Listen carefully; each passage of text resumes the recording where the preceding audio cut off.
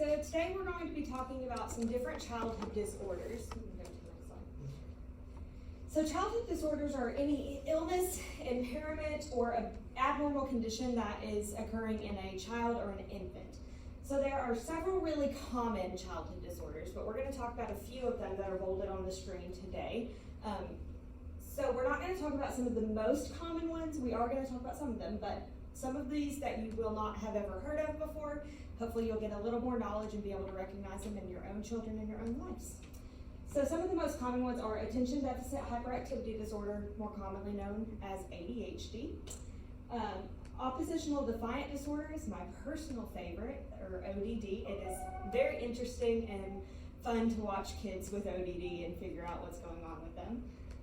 Autism spectrum disorder, obviously it used to be autism or Asperger's disorder. Now we don't term Asperger's anymore. So it's just autism spectrum and they lie somewhere on the spectrum. Anxiety disorders, we're going to talk specifically about OCD in children today, obsessive compulsive disorder, and how that manifests differently in children than it does in adults. Learning disorders, conduct disorders, and another personal favorite, reactive attachment disorder, which is a super interesting one that I'm very excited to tell you guys about. I have a question. Why do they not call it Asperger's anymore? They stopped terming it that because it was separating the two completely, where autism is one continuous spectrum and it's either high functioning or low functioning, rather than having someone who has Asperger's or someone who has autism. They just collected it all into one term. Okay, thank you, Ms. White. All right, so the first one we're going to learn about is ADHD. They used to also have ADD, and we've gotten rid of that in the DSM, which is the Diagnostic Statistical Manual that is used to diagnose mental disorders. So we don't do ADD anymore, just ADHD. So this is differences in brain development and brain activity that affect your attention, your ability to sit still, and your self-control. I'm sure if everyone in here raised their hand, every one of you will say that you know someone in your life or someone that you've met that has ADHD at some point. It is extremely common, one of the more common mental disorders in children today. Kids with ADHD will exhibit different patterns of inattentiveness or hyperactivity and impulsivity. So you'll notice they won't be able to pay attention very long. Their attention span is very short. They might jump from one thing to the next. They are very hyperactive, might get up and move a lot. If you are a teacher, you'll notice as you're sitting in class, you might have a kid that's shaking their leg a lot or wants to get up and move or go do something around the classroom, just can't sit still. And they also have this impulse control issue where they're not able to control what they do before they do it. They don't think about what's going to happen. If they do something, they just act on it immediately. So one of the most common treatments for ADHD in children is to use medications. So these are some of the more common medications: Adderall, Concerta, Dexedrine, Focalin, Ritalin, and Strattera. So Adderall is one of the top medications that's used for ADHD nowadays. That and Ritalin are used very, very commonly. You'll hear about those a lot. Some of the lesser known ones are the Concerta and Dexedrine. You won't hear about those as much, but it seems that prescribing physicians tend to use Adderall and Ritalin most when they're talking about children. Hey, I have a question. Uh-huh. Did you find it common for kids to take Vyvanse at all? Kids don't. It's not the first route. They notice that kids will not react well to these. Some of the more common ones, they might try Vyvanse, but they choose not to do that first because it's more of an older drug. It's used readily for adults more so. I have a question too. So why do they take ADD out of the DSM-5? Can you go in depth about that a little bit? It's similar to that of the autism spectrum disorders. It's talking a little bit about how ADD was being a little bit too specific when ADHD was of a more broad term. So they took it out to kind of not identify certain aspects of it. It's just one distinct diagnosis. So was ADD more of the higher spectrum, or was it more of the lower spectrum? So the difference in ADD and ADHD were that ADHD has the hyperactivity aspect when ADD did not have that. So when in ADHD, you might not notice that a child has hyperactivity at all anymore, because we don't use ADD, we still will diagnose them with ADHD. Even without that hyperactivity aspect, if they have the attention issues and the impulsivity and stuff like that, we will still diagnose it as ADHD. All right, so for the treatment and the prevalence of ADHD, like I said, some of the most common ways to treat ADHD is through medication, but also through behavior therapy, parent coaching, and school support. If you work in a school system, or if you've been in the school system at any point in your life, you'll probably notice a child that has ADHD they will have a behavioral aid with them at times that will kind of follow them to different classes, help them pay attention, help them focus, and help them to complete the tasks that they're required to get completed during the school day. And this is just a way that the school supports the children, because it's not the children's fault that they can't pay attention very well. They can't control that. And they have very difficult times, and it often can be very frustrating for the entire family. So the school chooses to bring in these behavioral aids that will sit with the child and help them understand what's going on a basis that will make sense to them. So that is super helpful. And behavior therapy is also really great in different types of ways, whether you're going to see a counselor, a school counselor, whatever that looks like. And then parent coaching is helping the parents understand what's going on with their child, helping them understand how to help their children in these situations and what they need to do to manage the ADHD symptoms. So really interesting fact, boys are more likely to be diagnosed with ADHD than girls are. The numbers are actually 12.9% compared to 5.6%. So it's very, very more prominent in males than it is in females, it seems currently. And it's estimated that ever diagnosed, there's been 6.1 million children that have been ever diagnosed with ADHD, which is a very large number when you think about it.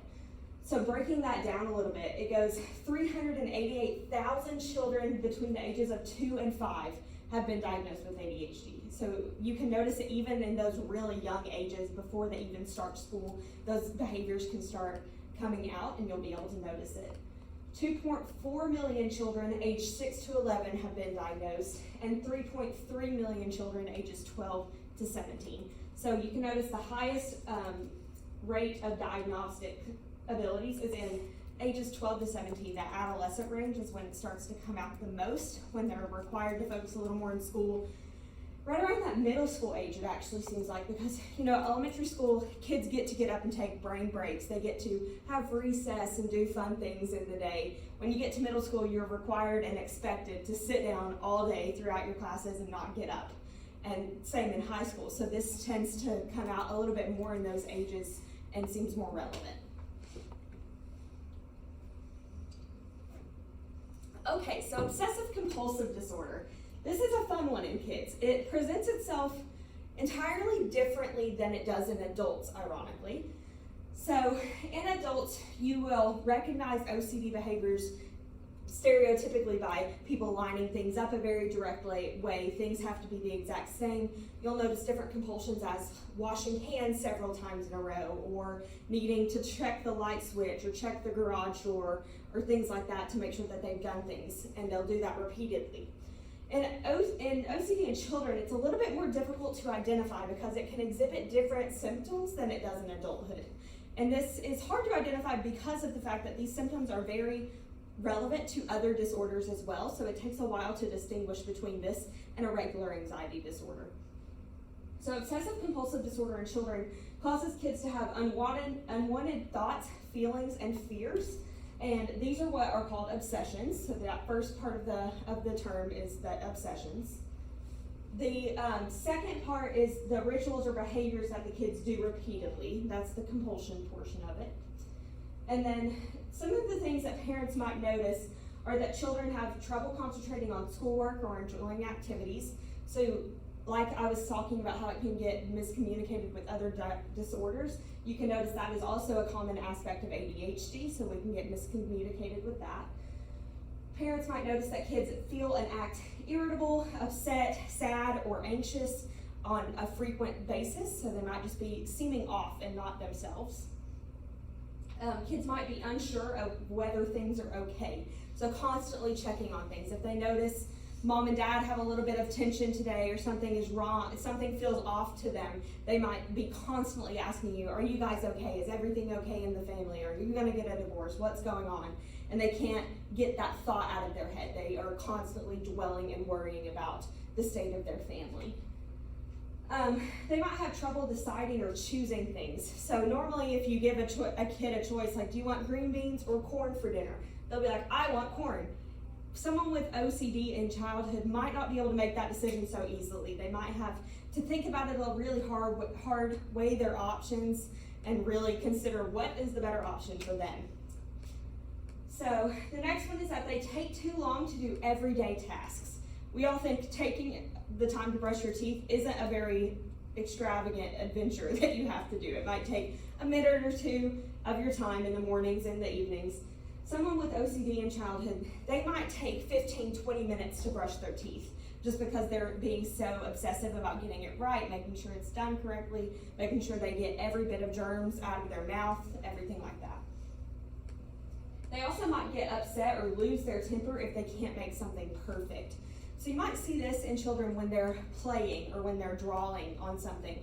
You might see, I've noticed in kids that with OCD in childhood, they'll be coloring a picture or something, and if they happen to go outside of the lines a little bit, they'll crumble up their paper and start all over because it wasn't perfect. It wasn't good enough for them.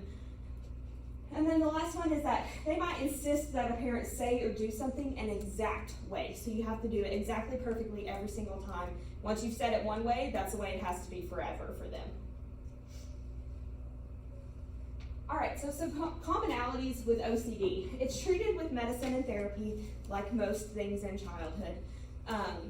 Therapy is very important to be one-on-one with the child. In adulthood, we do something called exposure therapy with OCD clients, and that's where we expose them to those fears and obsessions that they're experiencing and help them face that head on in the moment and have to deal with those. With kids, we have to be a little bit more cautious with how we deal with that. We can't make them face their fear right off the bat without anything leading up to it. So we have to approach it cautiously with them. So some of these up here state the common obsessions and compulsions. We've talked about a little bit of these. So they might fear someone getting sick, getting hurt, or dying. Developmentally, kids start to learn about death and understanding the permanency of death around age 6 and 7. And so when a kid has OCD and they begin to learn this developmentally, it becomes an obsession of theirs, and they start worrying profusely about a parent dying and them not being there anymore and what that may look like for their life.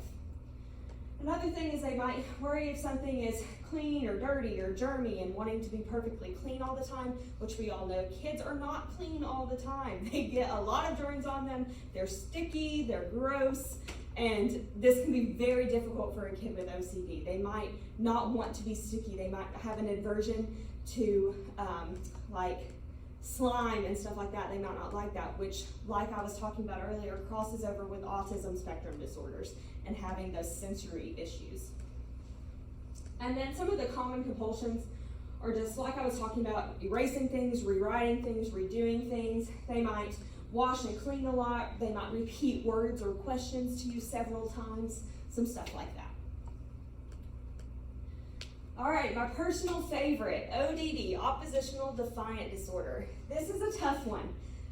You'll see on the next slide, it's only diagnosed in 3% of children, which seems like a very small number, but when a child has this, it's evident.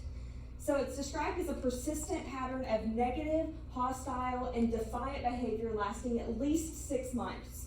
And so during those 6 months, at least 4 of the following things have to be present in this child.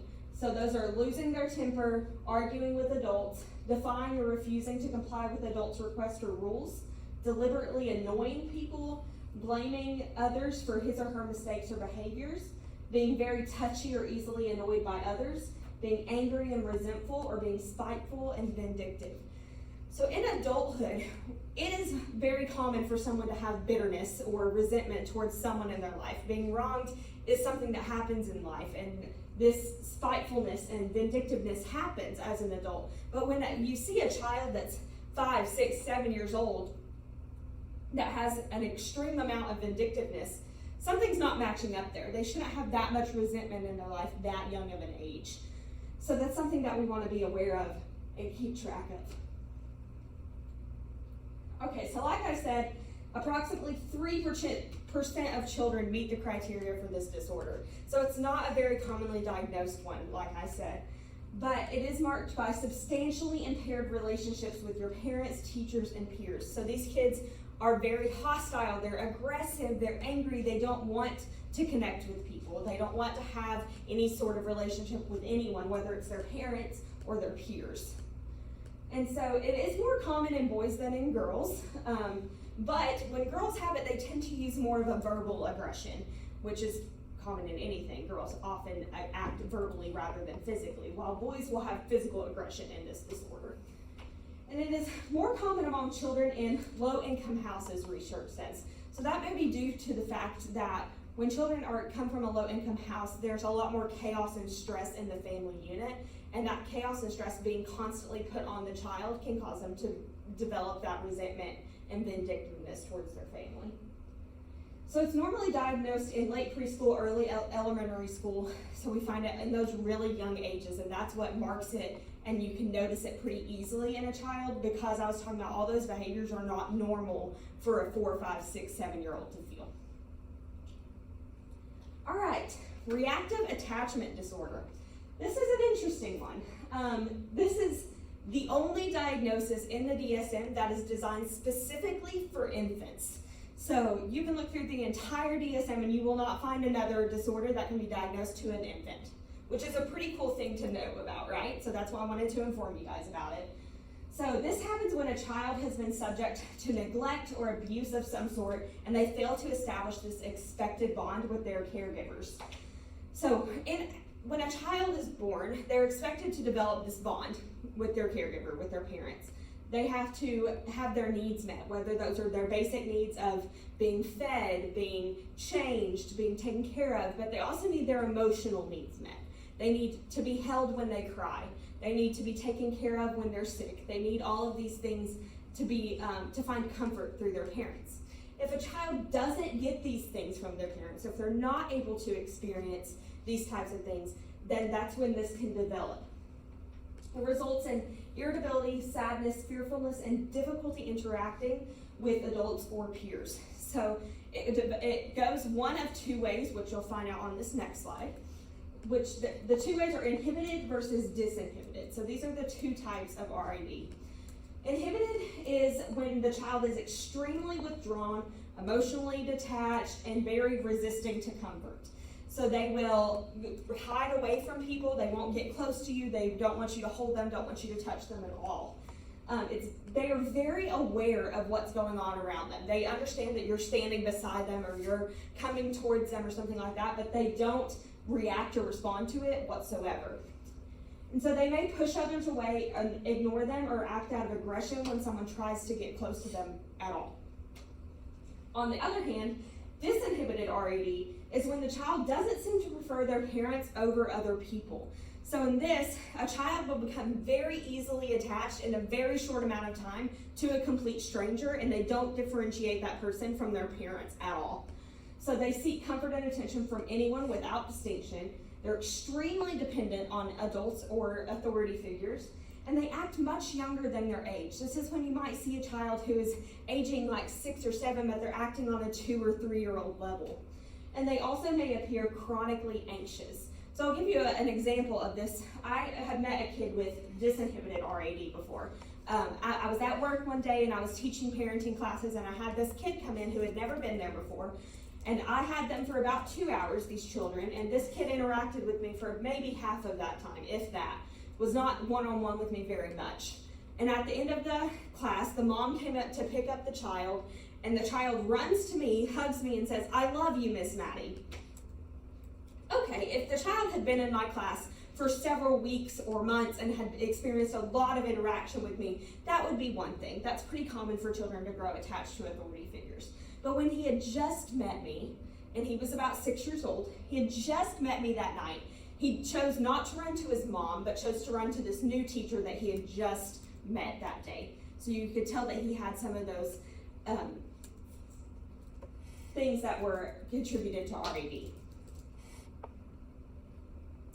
All right, so for this last bit, I just want to talk about some of the most common treatment modalities for childhood disorders. So play therapy, experiential therapy, art therapy, and medications are the most common ways to treat any childhood disorder. Play therapy, I put a couple different examples of what we do in play therapy with children, one of which is sand tray. So in a sand tray, it's literally a tray of sand, as you can expect. And the kids are able to sit and we have a closet full of these figurines of different types. There's people, there's animals, there's structures, there's houses, there's wind elements, there's just different things that these children can choose, and they are able to create their world in the sand tray. And that helps us understand what's going on for them emotionally, what's going on for them at home, and helps us just really work through what is happening for them subconsciously that they might not be able to physically talk about in those moments. Another thing is dollhouse, and that's very similar to sand therapy, except this is with a literal dollhouse. They also use the figurines in this, and saying where they place people in the house, who they place in the house. And this is indicative of someone that might choose, like if dad isn't as involved, they might say dad isn't ever home, so he's not even in the house at all. So that you can notice you can gain a lot of information from watching the child play in the dollhouse. So experiential therapy exercises are like attachment exercises with the parents. And this is an interesting one that I've done with children where the parent stands on one side of the room and the child stands on the other, and the parent has their back turned to the child, and the child has to walk to their parents and tap them on the shoulder without their parents turning around and catching them. If they catch them, they have to start all over. So it builds this attachment and attunement between parent and child. It's really beautiful to watch happen in the therapy room and see how they interact and see them laugh together and work through the process of trying to become more attuned. Another thing is role plays, helping children kind of work through what's going on in their lives by pretending you're the person they have an issue with. Sitting down with them and saying, okay, pretend I'm mom and you want to have a conversation with me. What would that look like for you? And kind of working through that. A personal favorite is art therapy. It's so fun to do with children because we know they all love to do art. They love to be creative. So one of my favorites is Feelings in My Body. And this is where we have a little gingerbread man cut out, and we have the kids pick out 5 to 6 different emotions that they feel throughout a typical week. And so those may be the primary emotions, maybe happiness, sadness, fear, anger, whatever those look like. And then they assign a color to each one. And as the children works through these emotions, we have them close their eyes and say, okay, where do you feel happiness in your body? Think of something that makes you feel happy, and then think about where it is in your body that you feel this. The child then colors with that color that's assigned to the emotion on the body where they feel it. So that way they're able to recognize emotions more easily and readily, and rather than being confused by what's going on for them. The next one is the anger thermometer. So ODD, kids have a lot of anger, right? They have all this anger pent up inside them and they have nowhere to go. So the anger thermometer helps us track what makes them most angry, what is triggering their anger in those moments. And then, like I talked about a little bit earlier, the medication pieces of it, some of those Adderall, Ritalin, Concerta, different medications like that that might be used to help with children in their diagnoses. Do we have any questions as we end today? No? All right, well, thank you so much. I hope you learned a little bit more about childhood disorders.